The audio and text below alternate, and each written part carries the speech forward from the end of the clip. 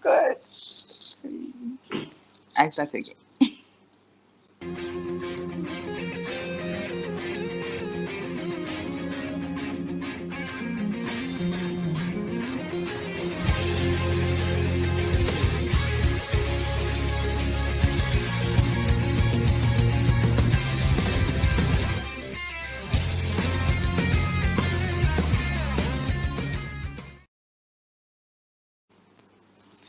Hello, hello. Welcome. This is the Aviation Business Series, and my name is Lady Vera. I welcome you once again. I hope you're doing well. I hope everything is fine. Yeah. Okay, so we're so glad to have you today. I am excited because I get to speak with great minds, great people who are doing great things in the aviation and business sector. Today, we are still talking about preparation to meet opportunities, and I'm very excited to be speaking with a gentleman who has been working in the aviation industry for quite some time. Quite some time. I normally speak to people who have worked between 10 to 20 years, and so, yes, he's in that category. And his name is Kwame Bekoe. Kwame is a passionate aviator at heart with a demonstrated track record in aviation and aerospace. Over his career in Airbus and General Electric, Kwame has received recognition, a lot of awards, a lot of awards. I think the one I like is the 40 and the 40 Leader Awards for Aviation in Ghana. I really like that because he's under 40, and that means that as we speak to him, we'll be learning a lot of things that we can relate to. So, Aviation Business Series is here to expand knowledge, to explore opportunities, and to celebrate milestones. Help me welcome Kwame. Hello, good morning, Joe. How are you doing? I'm good, Kwame. Yourself? I'm doing very well, thank you. Thanks. Thanks for Thank this you. opportunity. And thank you for having us. I know you're busy, super busy, but you made time for us, so thank you. No problem. So, Kwame, I just gave a brief about yourself, but I really want to know at what age did you start the working in the industry and what happened? Excellent, excellent. So I'll just give you a brief understanding, sort of the introduction of myself. So I've always been interested in aviation since a very young age. I think I must have been at least 8, 9 years old. I remember just the first flight that I took coming to Ghana from UK, where I was living actually as a child, and then just being really in awe of this awesome machine that can just lift us into the sky and take us thousands of miles from one continent to the next. And I just had an fascination since that period, and then just always geared my career towards engineering, aviation. I mean, I wanted to be an aeronautical engineer to design aircraft, which is essentially what I started doing around 2004. But I mean, prior to that, I had actually taken a degree in aeronautical engineering, a bachelor's, and then a master's, which specialized in aerospace vehicle design. So it was a transition, a step to essentially starting my career in 2004, 2005 as an aeronautical engineer and focused on aircraft wing design. Oh, that's interesting. Kwame, I'm saying that that's very interesting to know. But is it because did the interest start because you were born in the UK or what happened? Is it because of the environment that you found yourself in? That's how come you had that interest. Right. I mean, I would definitely say that the interest had some impact in regards to what I wanted to become. I mean, just the opportunity I had being born there, and also bear in mind I lived in UK in London, very close to Heathrow Airport, which is the busiest airport in the world. So my childhood days, just thinking back, I remember just watching aircraft taking off in the sky and seeing different types of aircraft from the 747, the Concorde, McDonnell Douglas, aircraft like this. So I just became sort of passionate and infatuated by the different aircraft that were flying around that period. And living around Heathrow, you have an aircraft landing or taking off every 2 minutes. So it's not like you could just completely step aside from that world. It was always present, and it's something that I just took upon myself as having that interest and pushing myself forward. That's interesting to know, because now I'm thinking about, okay, so if you didn't have the chance to be in that kind of environment, what do you think you would be doing now? So, I mean, if I didn't have that chance to live in that environment, I think I would still be sort of where I am. I believe it would be much harder, of course, to get to because of the opportunity that was presented to me where I was brought up, and I guess the sort of the fact that I could study the program that I wanted to study. So I believe it would probably have been a lot harder. I may not have had access to, sort of really, sort of boosting that interest in aviation. Of course, being around that area in the UK, I was able to go to flight clubs where they would fly model aircraft. I had shops around me that would sell different types of artifacts to do with aviation, and magazines on aviation, and clubs that supported children who were passionate about aviation. So there were a number of different facilities in the vicinity of the area that sort of supported that interest I had. Clearly, it would have been harder, but I feel I would still have ended up in this direction and in this profession. Right. It's good to know. Now, when you were talking, I was just looking at us in Ghana having that kind of environment and actually helping when it comes to career choice, because sometimes you might have read a book or seen something on TV, and as a child you think this is impossible because of where I find myself. But now with technology, and you being a technology kind of person, I think these are things that we can also do in the country. What do you think about that? Absolutely. The gap has really been closed significantly, I would say. And I mean, with things like Google and YouTube, you can find anything, on aviation. I mean, everything that I studied in my bachelor's degree and my master's degree is there on the internet. So someone who is interested, passionate, willing to do the research, and willing to invest the time can gain essentially the same learning that I had, albeit in a different way. But the learning is there, the videos are there, the understanding is there. I guess what is really lacking is just the practical experience of being able to get up close to an aircraft, and actually do sort of practical work. But there's just so much information on the internet these days that is just amazing, and it creates a level playing field for anyone. Thank you for that. I think the internet has really come to help us because we are doing this interview virtually. And without internet, I'm sure we would still find a way, but it would have been a bit more difficult. Yeah, absolutely. You're right. Yeah. So today we are really talking about preparation to meet opportunities, and this is not only to young people who are still trying to find themselves in a career, but also people who are actually working. There are so many people who are working, who have jobs, but really don't have a career. I feel there's a difference between a job and a career. And earlier on in one of the episodes, we talked about the difference, but we want to know from your perspective the difference between a job and a career.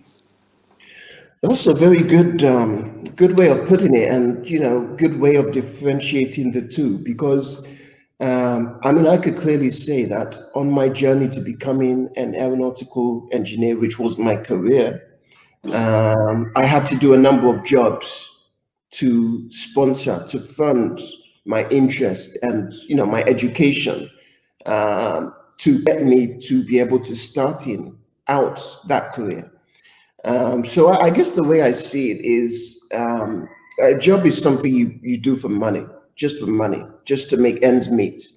But a career is something that you build, and I feel a career is something that has purpose.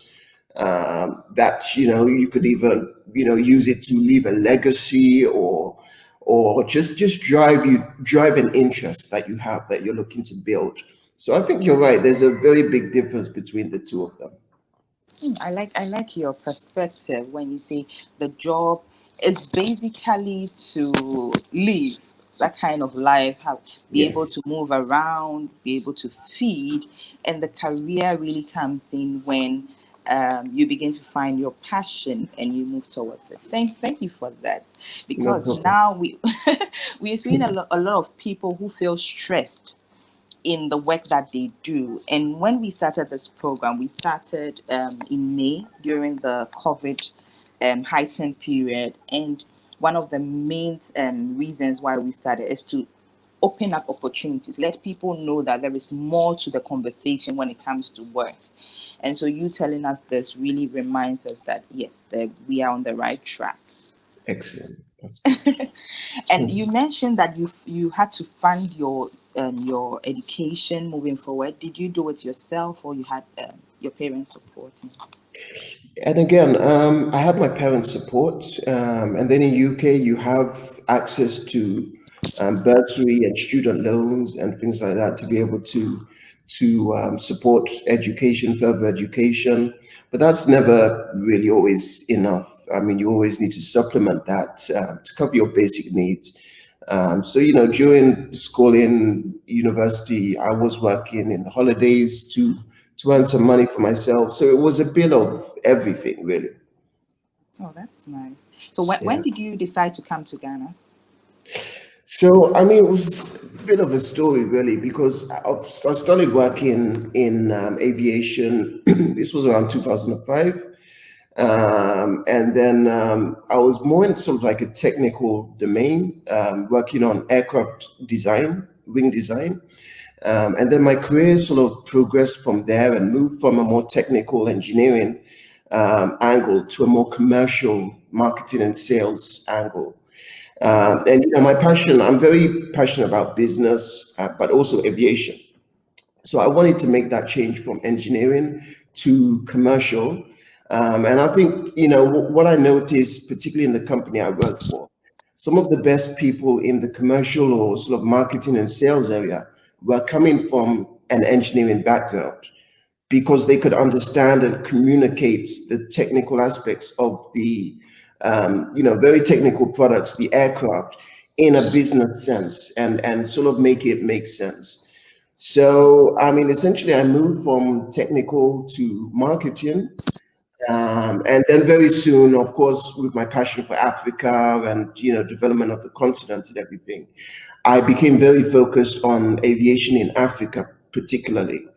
And then it was around 2015 that I actually accepted a new role with a different company. And that was based in Ghana, covering the sub-region. So I sort of moved in 2015. I moved out for a couple of years. I lived in Dubai for a couple of years in between then. But then I moved back to Ghana again last year. Okay, I've realized that you're not mentioning the names of the company. I'm interested. Oh, no, no, this is no problem. I mean, I worked initially for Airbus, which of course is the largest aircraft manufacturer in the world. It was originally like a European consortium. It's a publicly listed company. But as you know, it's a company that manufacture aircraft from 100 seats going all the way up to 500, 600 seat aircraft. So a very major company globally. Its direct competitor is Boeing, of course, many people would know in the US. So I had a great experience working with Airbus. And then, sort of following that, I moved on to work with General Electric in the commercial aircraft leasing business. And GCAS, which we like to call it, is actually the biggest lessor in the world with regards to the number of aircraft that it has on its portfolio. So I think, really just my experience in these two companies has given me just a really solid foundation and understanding in the industry that has just given me the ability really just to progress my career to a new level. That's nice to know. I see. Did you have a plan for it, or things just happened, or do you had a plan and you were really sure of the plan to say that I would do maybe 1 year here in the UK. I would do maybe another year here in this company. How was it like? Or it just happened random?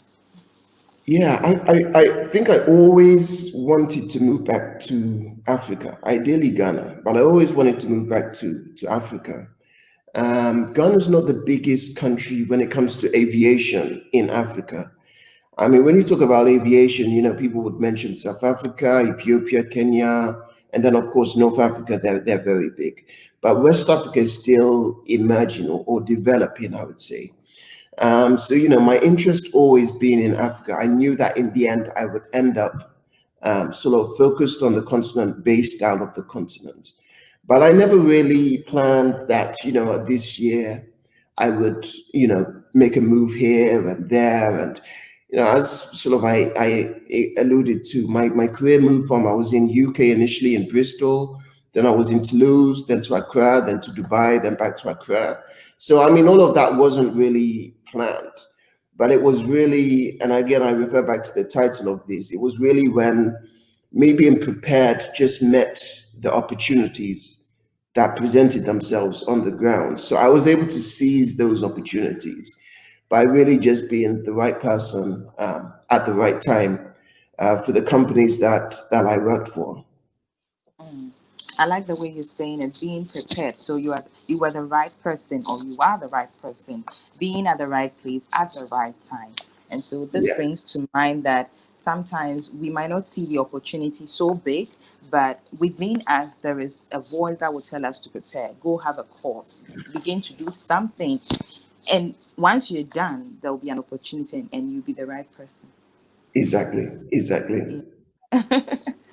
But throughout the period when you had to move, this has been from 2004 up until now. What has been some of the challenges moving around? Well, I mean, I guess just throughout the period up until now, and again, aviation is one of the sort of sectors that are very susceptible to global dynamics. So I mean, okay, at the moment we're going through a pandemic, we're going through the coronavirus pandemic, and aviation has been severely impacted by the pandemic. I mean, millions of jobs have been lost.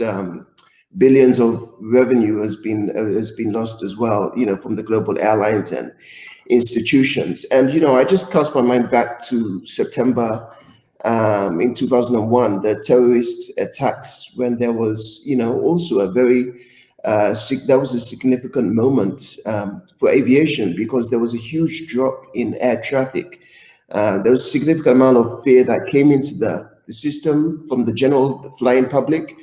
So people, sort of almost stopped flying and had to rebuild their trust and confidence to be able to fly again. And that was done by a number of ways. That was done by placing a number of ADs, we call them airworthiness directives, to make aircraft more secure and less susceptible to terrorists. For example, one of them was having a secure cockpit door and essentially not allowing anyone, any passenger, the ability to access the cockpit door. So, things like this helped the market rebound and traffic pick up. And then, shortly after, 2001, you had the SARS epidemic, which very similar to COVID-19 was a pandemic, but it was very focused on sort of Southeast Asia, China. It didn't have the sort of far-reaching effect that COVID-19 has had globally. But all that being said, it still did have a major impact on aviation back in 2003, 2004 time frame. And then around 2008, 2009, we had the global sort of recession that took place. Stock markets were down, companies were folding. You had the Lehman Brothers that folded. And normally what we see in aviation is when companies need to cut back on their costs, one of the first areas they cut back on is travel. And that has a direct impact on aviation. So, the industry really feels it immediately. But you see, when times are good, when GDP is high, air traffic is very high. In fact, there's a very close correlation between the GDP of a nation or of the world, and air transportation. When there's confidence, people tend to travel much more. But whenever there's an impact or depression or pandemic, people travel a lot less. So it's very susceptible. And I think just, my experience in the industry over the past 15 to 20 years, just having witnessed some of these, shocks in the system, I've realized that, aviation is one, it's very resilient in that, when there is a shock, it will go down, but it will shoot back up again. So this is clearly not the end of, aviation. It's never going to be the end of aviation. And, it's just developed a sort of landscape of individuals and professionals who are resilient and able to sort of weather the storm and understand and foresee some of the challenges coming in the future, to try and mitigate some of the risks and some of the impacts with regards to any sort of global or worldwide events. But generally, I think one of the things we see is air transportation is a growth industry. It's doubling. It's every 15 years it doubles. Air traffic, it doubles every 15 years. In Africa, there's a very low base. I mean, when you look at the world, the sort of average amount of people traveling in the world, only 2% of them are in Africa. So that presents a huge opportunity for growth as well. So all in all, I think the prospects in the region are very positive. So that's what I would. But for you as a person in your own journey, what are some of the challenges that you faced in your personal life You through your mean just career? The through my career? Yeah, I think yes. some of the challenges I would say I'd face is, sort of adapting to change to some extent. Although adapting to change can also become a strength once you learn how to do it, and manage it well. And then, of course, just see the benefits in sort of adapting, and the ability just to evolve and to build from, sort of the lows. So I think that's definitely one of them. The second one is, of course, in the companies I've worked for, I've covered a region which is developing. West Africa, West and Central Africa is developing from a very slow and low base. Um, it's not a region that has major hub airlines, like similar to what we have in East Africa, like with Ethiopian Airlines. So airlines are very small. Airlines are generally not profitable. There's probably in West Africa only a handful of airlines who are actually profitable and making money out of the, say, 50 aircrafts that there are in the region. So that's a major challenge. Infrastructure is a challenge. It's very low. There's a huge infrastructure gap in the region. So even if I was to meet an investor or an individual who has a fantastic business plan, to connect West Africa, the challenges on the ground to overcome are almost insurmountable. I mean, they're improving, but they're very challenging. So there are a number of issues that just make it very difficult for. I'm speaking in the context of an airline, and make it difficult for an airline to thrive in this region. So I think that's one of the challenges that I face, because I mean it really starts with the airlines. Once you have a thriving airline, then that sort of trickles down to all the other subsectors. Your ticketing, your ground handling, your catering, your employees, the crew, the manufacturers, the people in maintenance. Everyone is feeding off a successful airline in the region. So I think they're the challenges that I've seen and experienced. Sure. I want us to take a break, and then when we come back, we will look at the issue of is there hope when it comes to aviation and career? Just a minute. Excellent. Yes. Hello. Welcome to the Aviation Business Series. Aviation Business Series is an interactive platform for every aviation professional, for every aviation stakeholder, and for every business person that is connected to the hospitality sector. Have you considered having access to proven business solutions? Have you considered adding more expert knowledge to what you think you already know in the hospitality sector? What about hearing the other success stories to help you find your own unique story? Well, if all the above is checked and more, then Aviation Business Series is the right space to follow and interact. We will have a combination of journeys, expertise, and success areas that will complete our holistic growth. For more details about our specifics, check the About section of our Facebook page. Don't forget to like, to follow, and share. I'll see you soon. Stay safe, stay real, and remember, ignorance is not an option in life. Bye.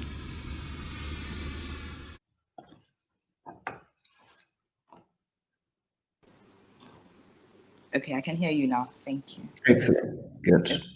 So the next question that I have has to do with, is there hope with these kind of challenges? Do we have hope in building a career in the industry? Should people really look at coming into the industry?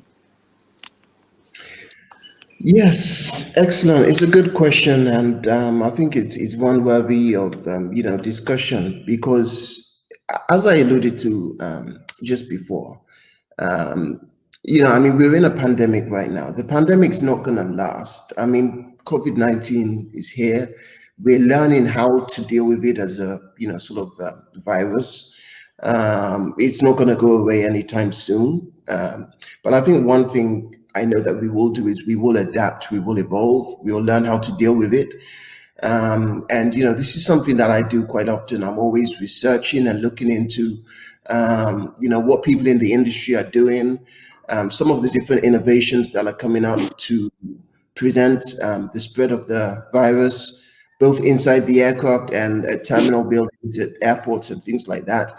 And I must say, I'm really impressed with a lot of the innovation that has come up so far, and I'm really convinced that aviation will pick up initially domestically and then regionally once we start having common sort of protocols and regulations between countries. And then very soon air traffic will pick up. I mean, people will soon start flying again because already, the fact that borders have opened already, people are flying. There's very little evidence to prove that there's still a spread of the virus either on board an aircraft or sort of within airport terminals. Whilst many of the authorities have placed in very strict protocol to manage this. And actually, over the past few months, one of the things I've been doing personally is really just educating people about airflow within an aircraft that prevents the spread of a virus like this on board an aircraft. And many people actually don't know it, but inside almost every aircraft is a HEPA filter. And essentially, what this HEPA filter does is it filters out any kind of pathogen, any kind of virus, including COVID-19. And the air sort of recirculates and is renewed every 2 minutes. And just to give you a relative sense of understanding, in a hospital, the airflow is changed every 10 minutes. So inside an aircraft, the air is almost like a clinic, and the airflow is also downwards, so there's no spread back and forth inside the cabin. So that also prevents any kind of flow of any pathogens or viruses from one passenger to the next. So all in all, then aircraft have already been designed with viruses like COVID-19 in mind. So it's nothing new that the industry is facing. And I'm just confident that as soon as the traveling public are aware about these facts and I just given that confidence, people will be back in the air again. And then also secondly, just to say, I was studying aeronautical engineering during 2001 when the aircraft struck the Twin Towers. And at the time there was a huge shock in the industry. But for me, I still had the confidence to know that things will eventually pick up, and and they did very, very swiftly. After a couple of years, it was almost back to pre 2001 levels. So, I mean, we're going through this now, but the industry will pick up again. I thank you for saying that, because sometimes when you're studying and younger people, maybe you are even changing career, or maybe you are looking at developing in a different way, and you Yeah. realize that this is a very, very vulnerable industry, very perishable. Things can happen and the whole industry comes down. You're wondering how do I go about choosing a particular course that allows me to have transferable skills? And so this kind of things comes to mind. Yeah, but again, when it comes to career, what are some of the transferable skills or skills that can be used wherever we find ourselves, in whatever industry we have, from somebody like you who have worked across the technical aspect and the commercial aspect? Excellent. This is a very good question. And again, I think it's good because I like to remind students to take a long-term view. I mean, their career is likely to be 30, 40, 50, 60 years, you know. But if they make a decision based on their career because of a pandemic that is going to last 2 or 3 years, then, you know, many people just end up shortchanging themselves. You know, it's important to look at the trend and what is happening with the trend. And with aviation, with air transportation, air traffic is doubling almost every 15 years. So, I mean, with that in mind, I think it's important for people in careers to ask themselves, with this amount of growth happening, what are the challenges going to be in the future with regards to air traffic? And you know, I can just mention a couple of them. I mean, we already know that you know, the airspace is getting very choked, and you know, it's more and more important to manage things like aircraft distancing, navigation, and then of course environmental aspects are very crucial. I mean, if air traffic is doubling every 15 years, you know, we need to know that there's going to be an impact on the environment. What do we need to do today to make sure that that doesn't mean a doubling of CO2 emissions, and an impact on the greenhouse gases and things like that? So, you know, environmental is going to be key. Um, you know, the population is also increasing at a significant rate. So how can we facilitate the movement of people, but also goods in a much more organized manner? What sort of aircraft in the future will be better designed to cope with mass movement of people?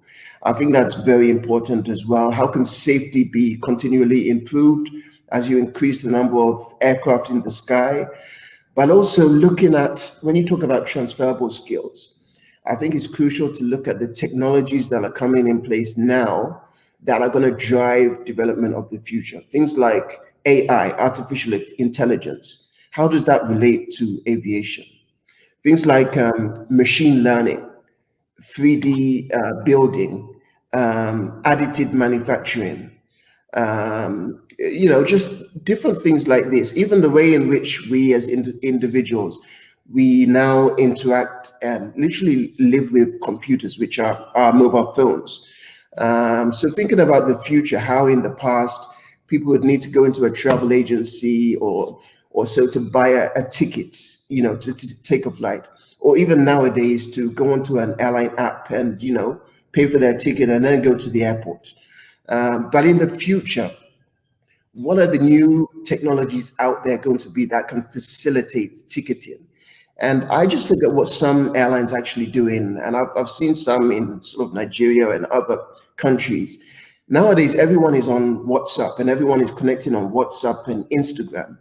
You know, and I'm seeing some of the more innovative airlines looking at ways in which someone could just order a flight ticket on WhatsApp. You know, now of course regulations need to be in place and things like that. But what we need to think about is what people have access to and are using more and more in the future. Things like mobile money. You know, we're moving into a phase now where people don't necessarily want to carry physical cash.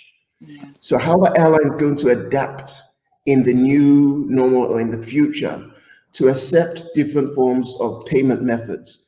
And as someone coming out of a career now in aviation, these are the things they need to think about. Not what was done 5 or 10 years ago, but what is going to revitalize and sort of reinvent the future. So I think this is really what I would advise students to be thinking about today. Thank you for this point. I want to know a little bit about you the more. I think we've spoken so much about your career. You can hear me. So much about your career, so much about your technicality, your specialty, and all that. But aside aviation, what is Kwame into? Do we have a different side of? Interesting that you ask. So I mean, aviation has always been, sort of my passion, my career. But I'm also very much into agriculture. I've been active in agriculture. Aviation and agriculture. Yes, aviation and agriculture is almost like what I see as my calling. Wow. I've been active in agriculture for at least 5 years. I started out in pineapple farming in the eastern region of Ghana.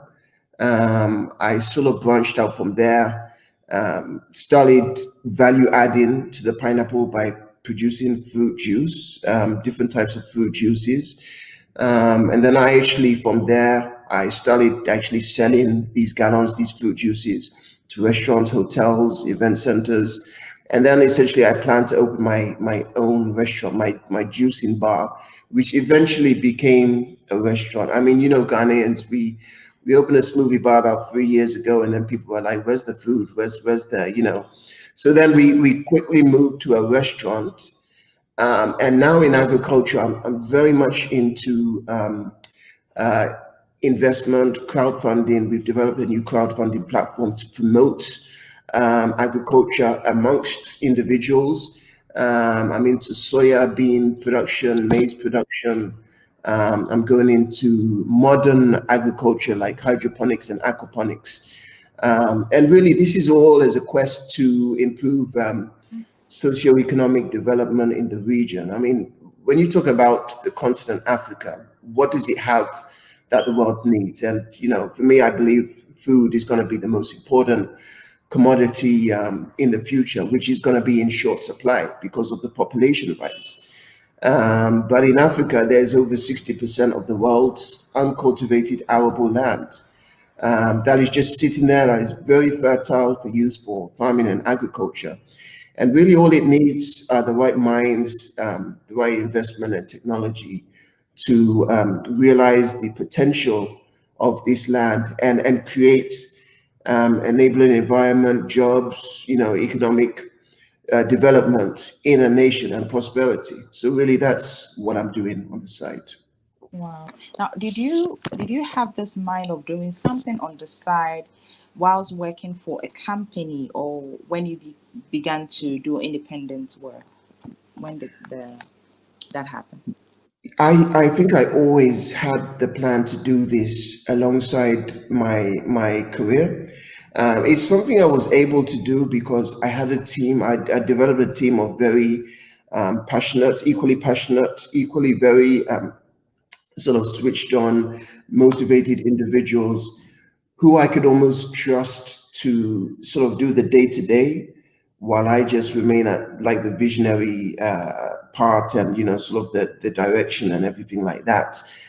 So it's something that I managed that way, just really using people, and then just creating opportunities for people. So it's something I did alongside my career. And I feel it's something that supplemented my career and vice versa, because there's a strong link between aviation and agriculture to some extent. When you look at just commodities, when you look at global trade, a lot of that is food and agriculture. When you look at examples like what has been done in East Africa, where the agricultural sector has been boosted by the aviation sector, by airlines like Kenya Airways transporting flowers to Europe and just boosting the agriculture sector by opening up a brand new market in East Africa. So I see a very strong link between the two. Two industries which, if done right by a nation, can really boost the economy, the GDP, the lives of people, because they're industries which require, human resource, jobs, skills, but they're also industries that require sufficient investment and infrastructure, adequate infrastructure. So, I've been able to learn actually and balance from the two. and sort of use that as a means to grow, to consult, to so to advise, and really just to see opportunities moving forward. Yeah, thank you. I think this is good advice for everybody who is still under 40 and thinking that you can only do one job or have one stream of income. I think we all know that does not really work well, no Yeah. matter the kind of company you work with. So I think we have all learned a lot more from you. Can we have some final words? What would you want us to know? Some final words from Kwame. There's something that we don't already know that can motivate us before we sign up. Excellent. Well, I think in conclusion, really, what I would say is, again, I just go back to the title because I really like the way it's worded.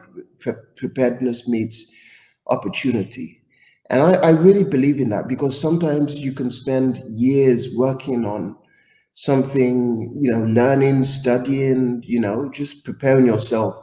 Opportunities come, and sometimes it's just about being prepared at that right opportunity. I really feel that's the opportunity that's in play. And I mean, if I was to use an example, that I think I would just say, like, for example, what's happening now with the global pandemic. Not many people are flying much at all. Aircraft are very cheap. Aircraft on the ground, personnel are very cheap. It's sort of available and affordable, I would say, rather. So, those looking to, I would say, venture out and do something new. Again, I'm thinking with regards to my hat of engaging with people looking to either establish airlines or any kind of air transportation services. Opportunities like this present a very good time because there's almost been a great reset in the industry, and also because things are clearly going to be done differently, not the same as they were done in the past. And I think what the challenge with some of the existing airlines will be is that they may not quite be able to adjust to the new change, to the new normals. So I think we could probably foresee the failure of a number of major and smaller airlines or charter agencies or even travel agencies coming up. But the opportunities that exist with new entrants, operators, I believe will be very immense. And I can actually give a personal example with regards to myself and my restaurant that I mentioned that I own. My restaurant is Native Bar. It's on Yaho Clinic Road in the center of Accra. And we started about 2 years ago, and gradually growing. It's been a brand that's been gradually growing and increasing and improving. And then, of course, early this year, we were hit by COVID-19. Now, before the actual lockdown began, we could foresee what was happening. We could foresee that, very soon, this pandemic, this virus, which had now reached Europe and, sort of different parts of Africa, was very soon going to come to this region as well. So, in preparation of that, we started putting in place a number of measures to prepare ourselves for how we would change our way of operation to meet the new demands of the customers. So we started putting wash hand basins and facilities in front of our restaurants. We invested in sanitizers. We started wearing masks. Social distancing was already in place. This was already to some extent before the lockdown. And during the lockdown, of course, we closed just like everyone else. And just before that, I gathered the team together and we engaged about what we would need to do in the new normal moving forward. So we took out a day just to, go out for, just in a new environment to brainstorm. And, one of the things that we decided to do was to direct our focus to what is happening on the digital market. So creating our own presence online, engaging with delivery services and, having people who could deliver and order and take online services, in so doing, literally following the pandemic, following the lockdown, I would say in April, May, we literally got to the place where we recouped our revenue was at the pre-lockdown level, 2 months after the opening of the lockdown. And we were able to do that by changing, the dynamic of the restaurant was mainly focused on people coming in to eat and sit down. So about 80% of customers would come and sit down.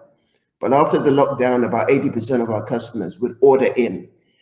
And we were able to almost like leverage and adapt rapidly, in fact, quicker than many other restaurants.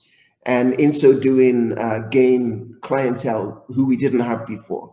So, this for me is just an example of how, whether times are good, whether times are bad, whether it's a pandemic or whatever, it's just about thinking about what can be done to leverage of this opportunity. Because, I mean, one of the things I can honestly say is even in aviation, there are people, there are companies that are making it very big in this pandemic period. So the question is really, what do you need to do to make sure that you're on that side and not on the side of the people who are actually losing out, and essentially going bankrupt over this period? So that's my encouragement, really, just to get people to think. Thank you so much, Kwame. Thank you very much. Thank you very much. We hope you win more awards. I think the year is still not over. No, I Yeah, like the idea of being recognized for the work that you do. It actually gives hope to others who are also doing a little bit in their corner that, okay, if yeah, somebody like this has been recognized, then definitely as I go ahead, I would be recognized. So it's a nice thing. excellent. Thank you very much, Val. Thank you. I'll see you pretty soon. Okay, so I think we have really enjoyed ourselves. I don't think I know. We've had a good conversation with Kwame. We have studied so much. I think we've looked at the different dimension when it comes to preparedness or preparation to meet opportunities. But one of the things that I want to take home, and I hope you can also take home, is that the opportunities can be there. They might not look all golden, all glamorous, but look at them, see them in the way that they have to be seen, and think of what you can do to be on the good side of the opportunity. I'm so glad you joined us today. My name again is Lady Vera, and this is Aviation Business Series. We are here to expand knowledge, explore opportunities, and celebrate milestones. I'll see you next week. Bye.